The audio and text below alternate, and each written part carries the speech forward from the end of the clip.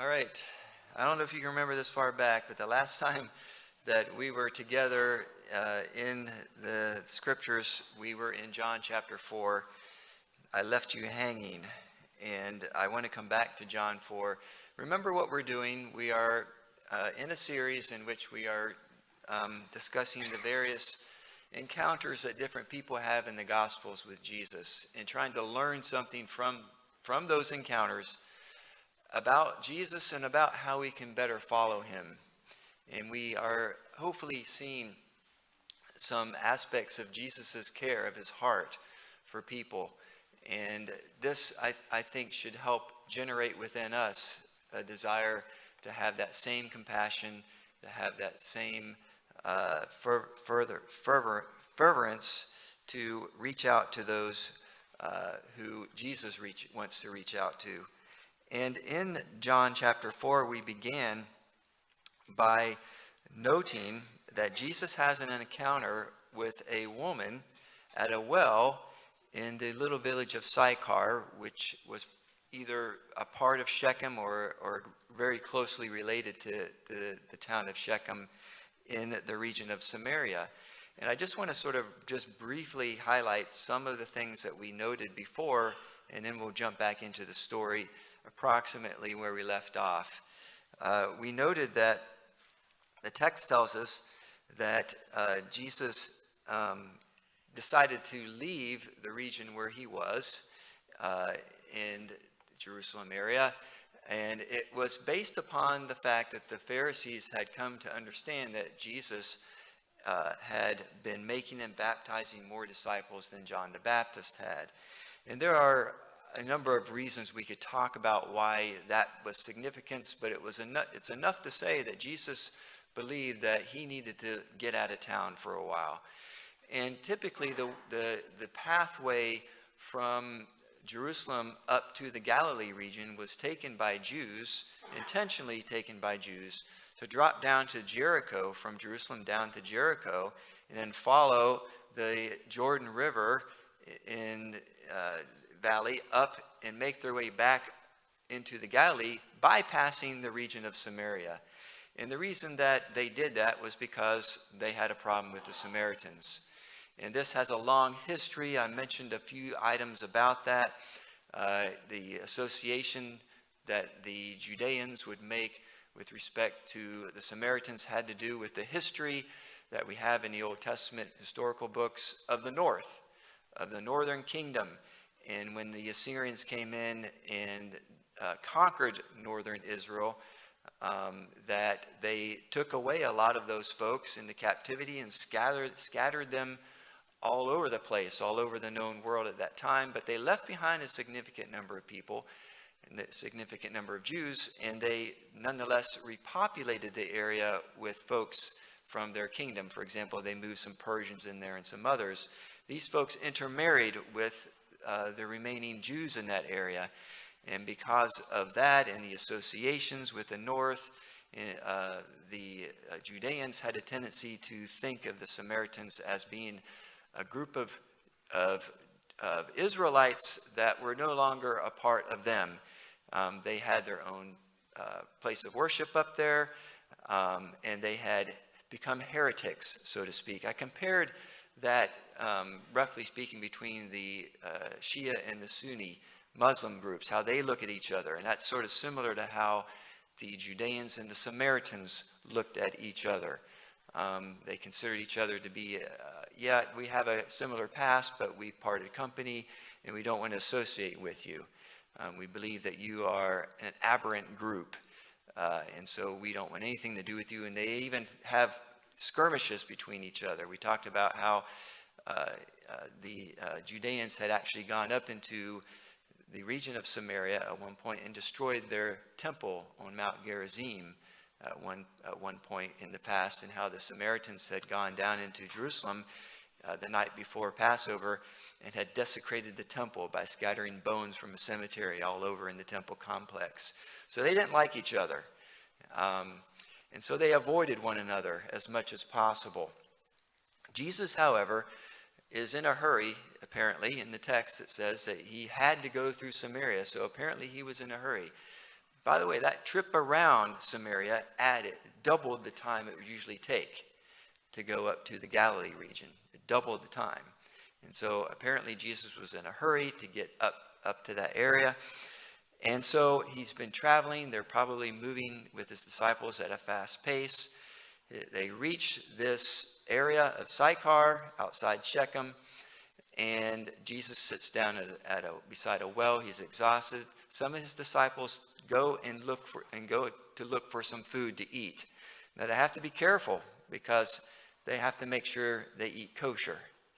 All right, so going to look for food doesn't mean they're just going to go right into a Samaritan market and grab whatever is there. It's going to take them a little time to make sure that they get what they're supposed to eat as Jews. So this is the setting. This is the situation here. The text tells us in verse 5 of chapter 4, he came to a town of Samaria called Sychar, near the field that Jacob had given to his son Joseph. Jacob's well was there. So Jesus, wearied as he was from the journey, was sitting beside the well. It was about the 6th hour. Okay? All of that is there for a reason. We're given that detail by John because he wants his readers to know this, to reflect upon the history, the past of that area. And there's a lot that we could say about that. It says that this was near the field that Jacob had given to his son Joseph. Okay, now what happened in the Old Testament that is significant enough that John wants us to remember that story? Do you remember that story? This is the area, by the way, where Jacob had gone to after he betrayed his brother Esau, and he goes out there, and it says that he takes a rock and uses it for a pillow, and he has a dream there. And what does he see in his dream? You remember that story? Yeah. He has this dream in which he sees messengers of God, angels, descending up and down between heaven and earth. And, that may seem strange to us, but it was depicting something that anybody who lived at that time would have understood.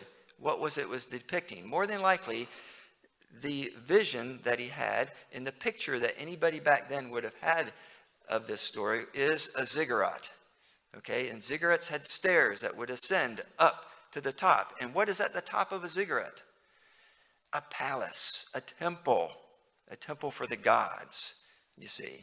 And up there on that temple is where the God would come down. And so what is being pictured in this vision is here's God up in his temple, and he's sending messengers down to earth. Okay, back and forth to earth. All right, so Jacob has this vision, but he's coming down to a specific place. And the Samaritans believed it was there. Mount Gerizim is where this happened. Remember, Jacob gives a name to this after he has his dream. What's he call it? What does he name the place? Anybody remember? Bethel, or Bet-El, which means what in Hebrew? The house of God. El is house. Bet is house. House of God. The Samaritans believed that Mount Gerizim was where this happened. And so that's why they had their temple built on the top of Mount Gerizim. You see, this is the background here to this story. This is why John wants us to remember this. But more so, this was also where Joshua came. He came to Shechem with the children of Israel. And in Joshua chapter 24, you have that famous passage where he says to the children of Israel, choose you this day whom you will serve. He's telling them, he's asking them, are you going to serve the gods of Egypt, or are you going to serve the Lord? You need to make that decision today, right? And in the course of that, they say we're going to serve the Lord, and they set up laws, and they reestablish the covenant at that place. But in addition to that, the text tells us in Joshua 24 that they have brought with them the bones of Joseph from Egypt. In that plot of ground that Jacob had bought right there in the Shechem area, that field that Jacob bought was the place where they buried Joseph's bones. Okay? So all of this is significant to this story. And we're going to be looking at a couple Old Testament passages that are alluded to in the course of this account. Remember, Jesus is sitting there. It's about the 6th hour. That's noontime. The Hebrews did not count time the way that we do. Their day starts at sunrise and ends at sunset. So at 6 o'clock in the morning to noon is the 6th hour. They begin counting at 6 o'clock in the morning. So this is in the middle of the day. Jesus is there. A woman from Samaria comes in verse 7 to draw water. Jesus says to her, "Give me a drink." Okay, disciples aren't there. They're gone to buy food. The Samaritan woman says this in response: "How is it that you, a Jew," or a Judean is probably a better translation of that, "ask for a drink from me, a woman of Samaria?" You see, we talked about last time how there were these barriers, these walls, social walls that existed between men and women. A single man like Jesus would not talk to a woman, a strange woman, a single woman, but more so a Samaritan woman. And she is asking, how is it that you, being a Judean, you're talking to me, a woman of Samaria? There's something strange going on here. She knows that he's a Judean because of his accent and what he's wearing. They stood out this way. He's wearing the tunic. Remember we talked about the tunic and the tassels on the 4 wings, the 4 corners of the tunic. So she knows who he is. She knows what he is. And of course, John gives us his little commentary at the end of verse 9. For Jews have no dealings with Samaritans, you see. And Jesus responds. He says, "If you knew the gift of God and who it is that is saying to you, 'Give me a drink,' you would have asked him, and he would have given you living water." You see, Jesus begins to enter into a provocative conversation with her. If you knew who was asking you, "Give me a drink," you would have asked him, and he would have given you living water. We talked about what living water meant to the Jews, to the Judeans at that time. It had specific meaning. It had the ability to purify. It was not stagnant water. It was not water that had been placed there by human hands. It was water that had come there literally by the hand of God in their minds, either through rain or through a river that's moving. It brings the water there. Remember we discussed about how the mikvah, the baptismal pools, could not be filled by hand, because that would not be water that had the ability to ritually purify anybody. It had to be placed in there by God. And so they would strategically put these mikvahot in certain areas and have it so that the water would naturally flow into them during the rainy season and fill them up. Okay, so this is what living water meant. It had the ability to purify. But water, of course, has other significant meanings as well, which we'll get to in a moment. And it says in verse 11, the woman said to him, "Sir, you have nothing to draw water with, and the well is deep. Where do you get that living water? Are you greater than our father Jacob? He gave us the well and drank from it himself, and as did his sons and his livestock." And Jesus says to her, "Everyone who drinks of this water will be thirsty again. But whoever drinks of the water that I will give him will never be thirsty again. The water that I give him will become in him a spring of water welling up into eternal life."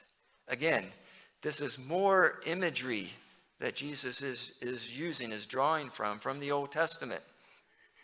Water had significant meaning in that time period, in that culture.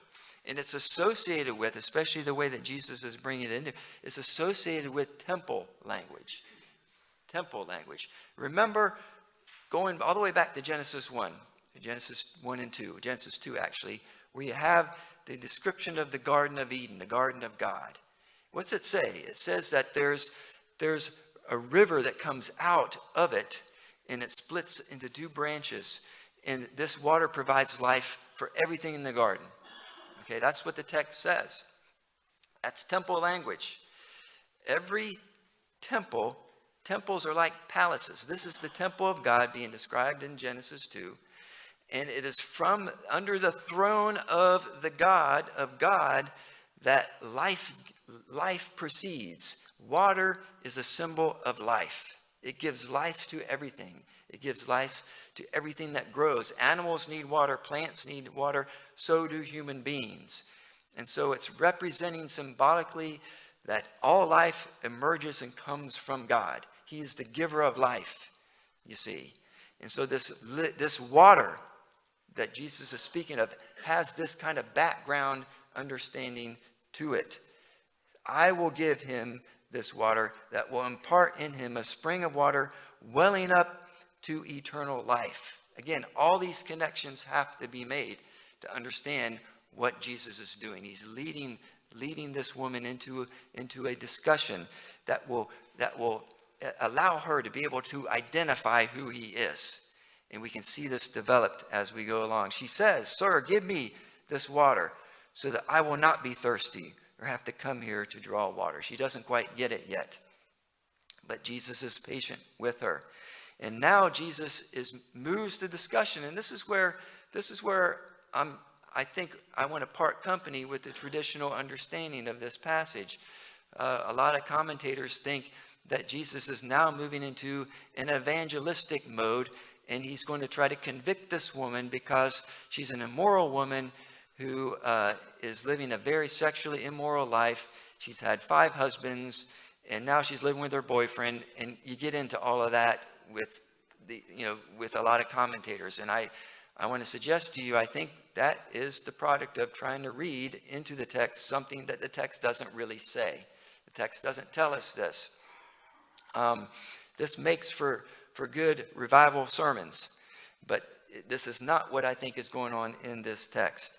Jesus says to her, "Go, call your husband and come here." And the woman answers Jesus and says, "I have no husband." He says to her, "You are right in saying, 'I have no husband,' for you have had 5 husbands, and the one you now have is not your husband. What you said is true." You see, she can't keep a husband because she's immoral, and now she's living with a guy. You see, that's what we want to read into this text. But I would like to suggest to you that's not necessarily what's going on here. It could very well be that she has had 5 husbands and they've all died. Okay, it's not outside the realm of possibility for this to happen. Remember that we're talking about the first century. Okay, men died young back then. The average lifespan was in the early to middle 30s. That's the average. Okay, and there are many accounts of women whose husbands died. There's accounts in other literature that demonstrates this, where a woman could have 5 to 7 husbands, before she would pass away. And having a husband was important because without a husband, you were lacking in provisions and you needed a husband. So here this woman has had 5 husbands. We don't know what happened to them, but there are many possibilities here. It could be also that she's a barren woman and she's been divorced. Jewish women, according to the law, could not divorce their husbands, but husbands could divorce their women. And it could be that she's had these husbands because they've divorced her.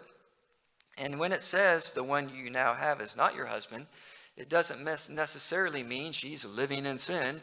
It could mean that there has been a male relative, who has took her in to provide for her. And she could very well be in a compromised state socially because of this. And she could be a very depressed woman. And maybe that's why she comes to the well at the time in which she does, instead of coming in the morning or the evening. And some people have made a big deal about that as well. Why does she come when typically the women would come, which is in the morning hours? She comes in the midday, the hottest part of the day. It's not the hottest part of the day, by the way, but that's what some people have speculated. I'm dismissing all of that in favor of trying to understand this development in Jesus' encounter with her. There's something else going on here I want to suggest to you. And I think it comes out very much more clearly when we get to the response that she gets from the community. If she really was this immoral woman, she would have had no credibility with the townspeople, with the community. But we see that she does in a moment. But anyway, the woman said to him, and this is what Jesus is trying to get at, identify who he is. After all, there's a wall there between them, between the Judeans and the Samaritans. So how is that wall going to be breached? And this is what Jesus is trying to do. The woman said to him, "Sir, I perceive that you are a prophet." I perceive that you are a prophet. Not the prophet, at least not yet, but a prophet. Okay? Our fathers, and here's where she brings up the theological difference between the Samaritans and the Jews. Our fathers worshipped on this mountain, but you say in Jerusalem is the place where people ought to worship. Now that's a statement, but it's really a question. Okay? Who's right about this? Our fathers say here, Mount Gerizim is the right place to worship. You Judeans say in Jerusalem. Okay? Remember the dispute between them. I think last time I mentioned that there are a number of important things that we could say. Ones that you help us identify the thinking of the Samaritans. They believe in one God, like the Judeans, right? They believe in one book, like the Judeans, except the difference is that the Samaritans only accepted the Torah, right? They didn't accept the prophets. They didn't accept the writings. And you can kind of understand why, because there's a lot of criticism of the North in those writings, okay? And they were a part of the North, all right? They also believed in one place of worship, right? Like the Jews, they just differed on which place that was. But unlike the Judeans, they only believed in one prophet. Their prophet was Moses. The Judeans believed in many prophets. Okay, so that kind of gives you a sketch of some of the differences between them. So this helps us to understand why she puts it to him. This is a major dispute between the Judeans and the Samaritans. Now notice how Jesus answers this. Woman, believe me, the hour is coming when neither on this mountain, you can see him pointing towards Gerizim, neither on this mountain nor in Jerusalem will you worship the Father. Now, think about how she might respond to this. I think she's probably stunned to hear this, because this is a major point of contention. When he says the hour is coming, when neither one of these places are going to be the issue at all. This dispute will go away, at least it should. It should go away. But Jesus goes on to say this. You worship, now notice what he does, verse 22, you worship what you do not know. We, the Judeans, worship what we know. Okay? So he comes down on a position in favor of the Judeans, on this issue at least. For, he says, salvation is from the Jews. Now, what in the world does that mean? Salvation is from the Jews. Well, if we keep in mind that Jesus has to work with her on common ground, he has to work with her in terms of the Torah, right? Jesus does this all the time. But he did it with the Sadducees in Matthew's gospel as well. He has to meet her on common ground. He has to point out something that she's going to recognize and say, aha, you're right. I remember that. So where's this idea that salvation is from the Jews coming from? Because if you remember, John starts off his gospel in chapter 1 where he says, he came into his own, but his own did not receive him. Who are his own? When it says Jesus came into his own, who are his own? The Judeans. Okay? So how in the world can this idea that salvation is of the Judeans, how does that work? What is he talking about here? Well, let's go back and take a look at a passage and see if we can figure this out. Genesis, if you have your Bibles, Genesis chapter 49.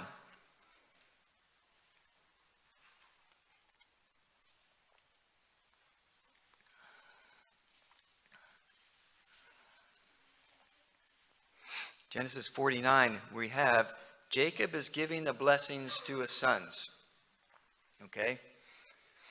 And notice what is said about Judah, from whence Judeans come from. Judah, in verse 8, says, Judah, your brother shall praise you. Your hand shall be on the neck of your enemies. Your father's sons shall bow down before you. Judah is a lion's club. From the prey, my son, you have gone up. He stooped down. He crouched as a lion and as a lioness. Who dares rouse him? The scepter shall not depart from Judah, nor the ruler's staff from between his feet, until tribute comes to him. And to him shall be the obedience of all the peoples. What is Judah's blessing about? It's about Judah's ability to deliver from enemies. About where it says there that his hand shall be on the neck of the enemies. That's a picture of deliverance from enemies. Salvation is from the Judeans because of the blessing that Jacob gave. It goes all the way back to this passage. And this is unlike the way we tend to think of salvation by restricting it only to be salvation from the penalty of sin and deliverance out of hell into heaven. That's how we restrict the view of salvation.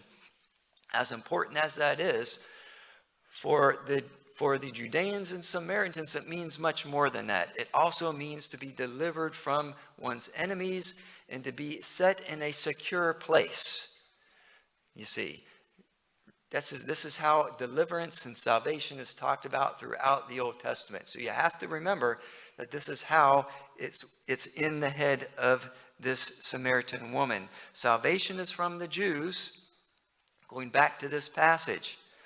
But he goes on to say, the hour is coming, and now here, when the true worshipers will worship the Father in spirit and truth. For the Father is seeking such people to worship him. God is spirit, and those who worship him must worship in spirit and truth. Going back to the dream that Jacob had. Angels, messengers descending down onto what? A plot of ground. Remember, because in that story of Jacob, it's the land that is talked about, that God is giving to Jacob, a reaffirmation of the Abrahamic covenant. You know, this is where God is going to be sending his messengers up and down on this piece of land.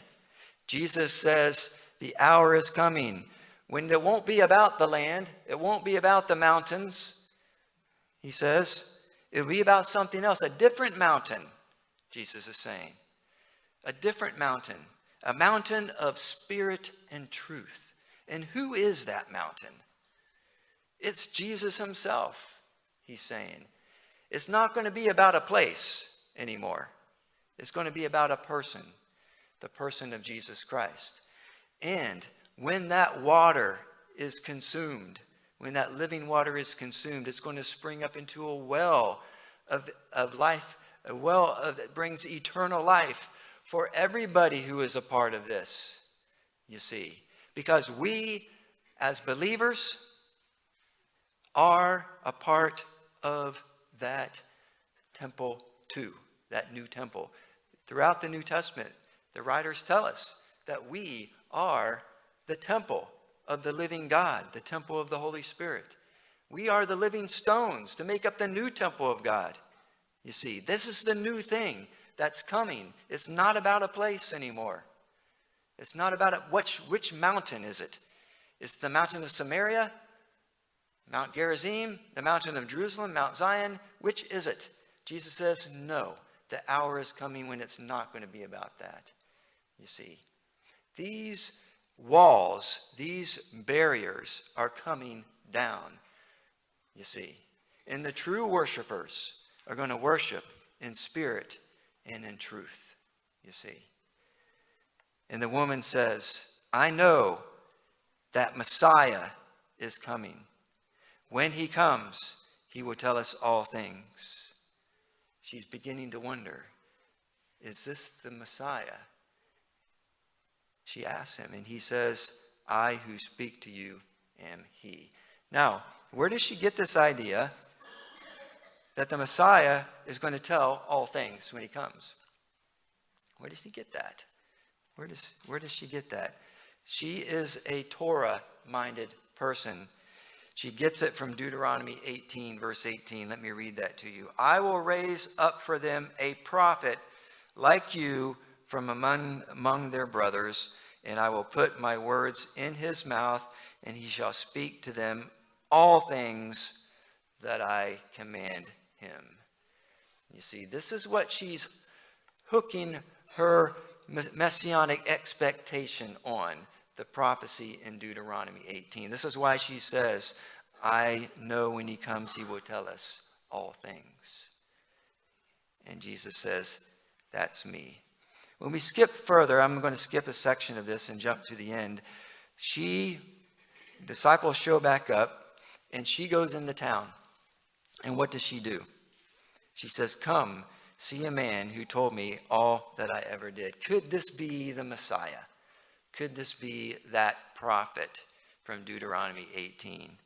And later on we read in verse 39, many Samaritans from that town believed in him because of the woman's testimony. Did you hear that? Because of the woman's testimony. It's hard for me to believe that that verse makes any sense if we think that this woman's reputation was completely defamed in that community. There's something else going on with this woman. Something else is going on. She becomes a picture of the reaching across of that wall Jesus does through her. She becomes a picture of that story about Joseph. Remember Joseph in that same passage of blessing in Genesis chapter 49. What does it say about Joseph? In verse 22, Joseph is a fruitful bough, a fruitful vine. His branches run over the wall, it says. His branches run over the wall. And in Psalm 80, it goes on to say that there will be a branch, or a vine that comes out of Egypt that will also reach across and bless and bring blessing to all nations, you see. So what has Jesus done? Remember, John starts his story out reminding his readers that this was the place where the bones of Joseph were brought and buried. Here Jesus is in that very place with a woman who is on the other side of the wall from the Judeans, and Jesus becomes the vine that reaches over the wall to breach that barrier so that the Samaritans can be brought back into the fold and be a part of Israel. You see, even though they were considered to be a part of Israel, they were separated by this wall. And Jesus brings it. We have this, by the way, emphasized as well in the book of Acts. The book of Acts, chapter 8, talks about how the disciples went into Samaria, and many Samaritans became followers of Jesus as a result of that. Where did this begin? It began right here in John 14, you see. So what is this a picture for us of? It's a picture for us of recognizing the fact that any barriers that stand between us and anyone else, we need to breach those barriers. We need to be like Jesus and see ourselves as that vine of Joseph that grows across that barrier and brings in and touches and brings in many people from many different backgrounds, from many different nations, to be a part of the people of God that we call the church.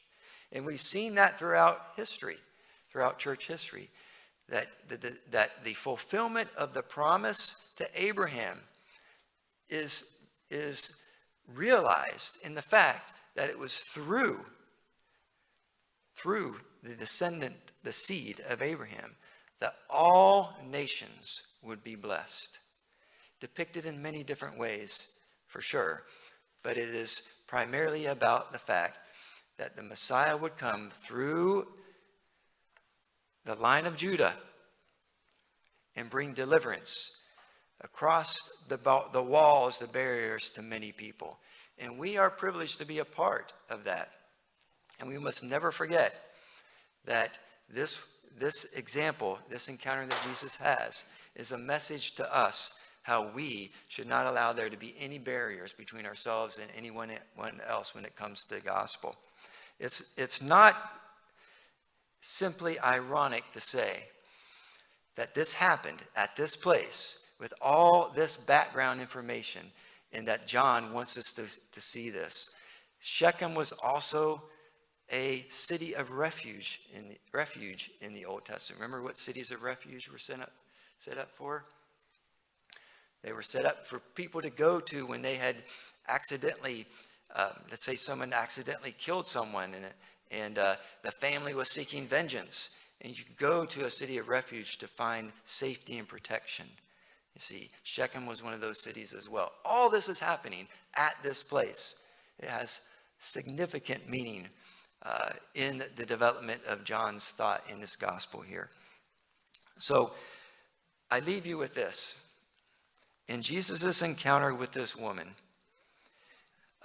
bear in mind that this gives to us an example of Jesus who had no social reason or business to talk to a woman, much less a Samaritan woman at a well. He nonetheless does it to breach that barrier, that wall, so that she and her people can come to an understanding of salvation and who Jesus is.